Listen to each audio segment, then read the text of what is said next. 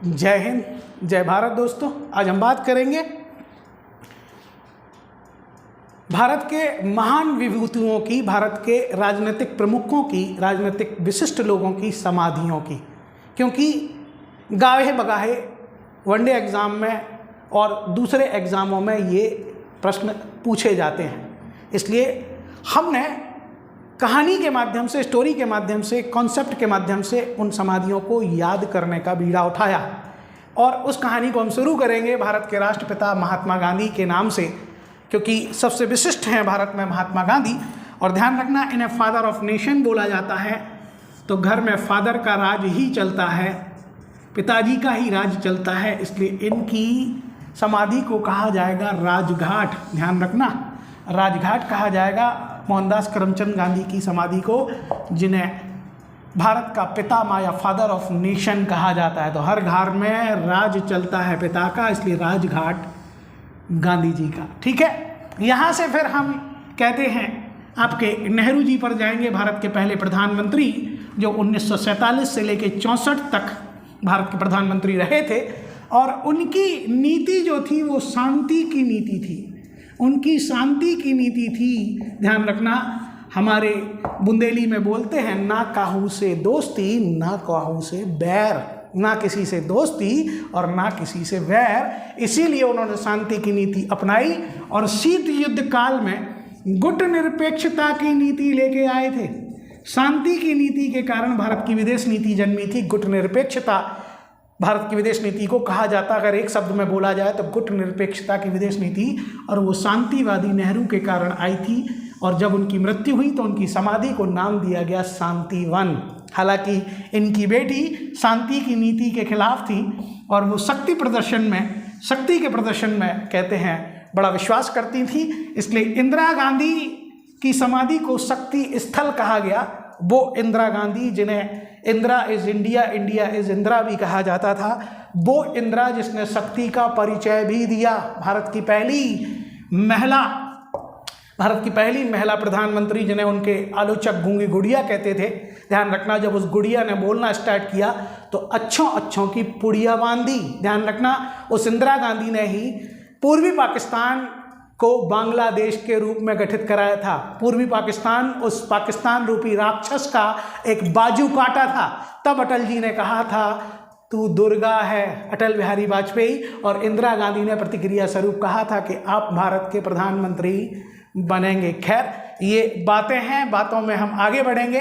ये वही इंदिरा गांधी हैं जिन्होंने शक्ति का प्रदर्शन करते हुए भारत में, कहते हैं, परमाणु विस्फोट भी किया था। भारत ने पहला परमाणु विस्फोट इन्हीं इंदिरा गांधी के नेतृत्व में किया था। तो ये शक्ति की पर्याय हैं, इसलिए इनकी समाधि का नाम होगा शक्ति स्थल। दोस्तों, याद रखना, प्रधानमंत्री सीरीज भी हम लेके आएंगे, जिसमें एक प्रधानमंत्री की हम चर्चा करेंगे, जहां पर विस्तृत चर्चा करेंगे हम श्रीमती इंदिरा गांधी की। क्योंकि यहाँ उनकी हम हरित क्रांति भी नहीं बता पा रहे हैं, यहाँ हम उनके बैंकों का राष्ट्रीयकरण भी नहीं बता पा रहे हैं। ध्यान रखना, यहाँ हम बहुत सी चीज़ों का वर्णन नहीं कर पा रहे, लेकिन हाँ, शक्ति की परिचायक हैं, इसलिए उनके समाधि स्थल को कहते शक्ति स्थल। नेहरू जी के समाधि स्थल को शांतिवन, गांधी जी के समाधि स्थल को राजघाट और इंदिरा गांधी के समाधि स्थल को शक्ति स्थल। और शक्ति के साथ ही कहते हैं उनका बेटा वीरता को लेके पैदा होगा, वीर भूमि पर पैदा होगा उनका बेटा राजीव गांधी,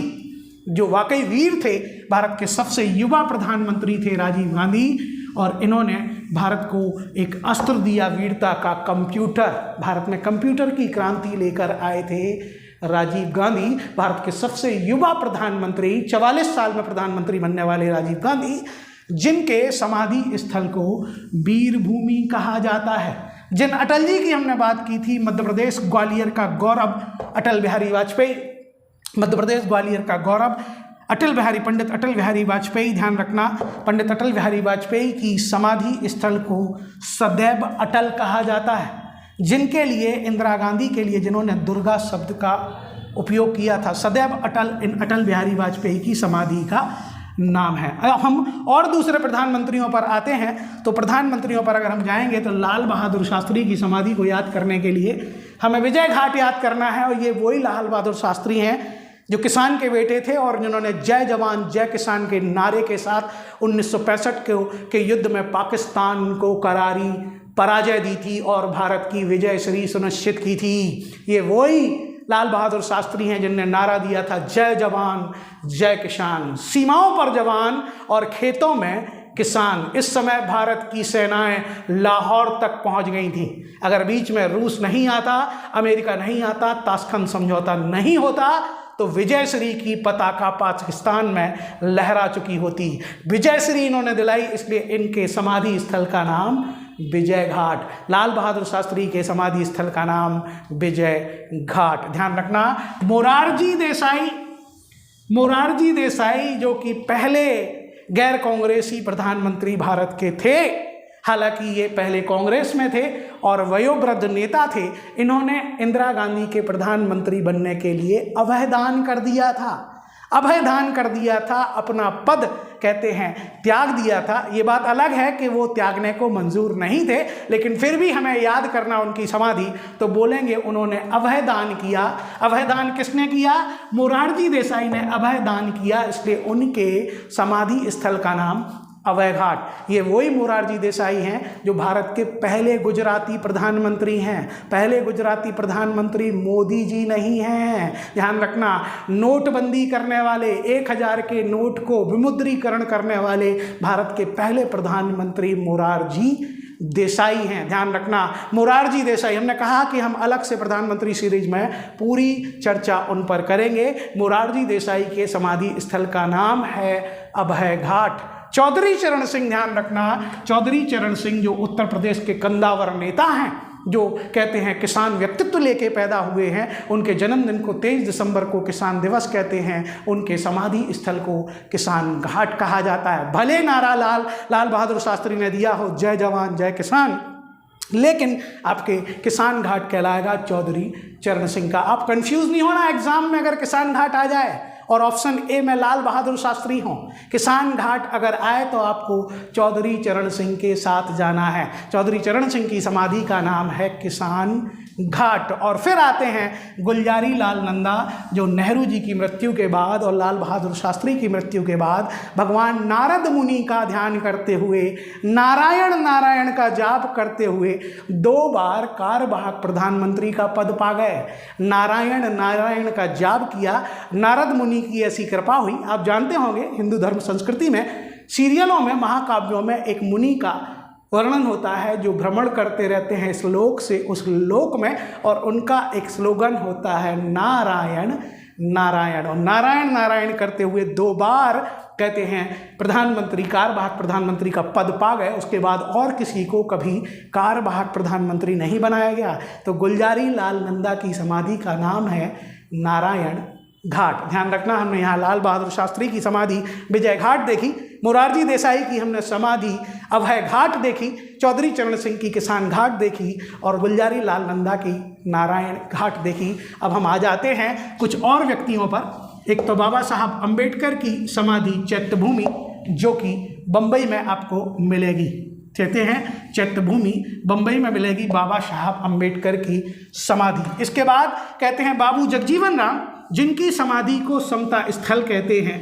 बाबू जगजीवन राम कोई बहुत बड़े व्यक्तित्व तो नहीं है, लेकिन हाँ, भारत के राष्ट्रीय आंदोलन में इनकी भूमिका है। और जब अंतरिम सरकार बनी थी तो उस अंतरिम सरकार में ये श्रम मंत्री बने थे, और इनकी समता इनकी बेटी में देखी जा सकती है। ये बाबू जगजीवन राम, जिनकी समाधि समता स्थल है, कभी कभी पूछ ली जाती है। इन्हीं की बेटी थी मीरा कुमार, पहली महिला लोकसभा अध्यक्ष मीरा कुमार। ध्यान रखना, मीरा कुमार पहली लोकसभा अध्यक्ष जो बहुत शालीन थी, विनम्र थी। तो वो अपने पिता बाबू जगजीवन राम की समता लेकर आई थी। मीरा कुमार के पिता बाबू जगजीवन राम की समाधि का नाम है समता स्थल। अब कहते हैं राष्ट्रपति पे आते हैं हम। तो राष्ट्रपतियों में एक राष्ट्रपति ने महाप्रण किया था कि हम राष्ट्रपति बनेंगे, और वो राजेंद्र प्रसाद राष्ट्रपति 1 बार नहीं 2 बार बने। तो उन राजेंद्र प्रसाद की समाधि का नाम है महाप्रयाण घाट। उनकी समाधि का नाम है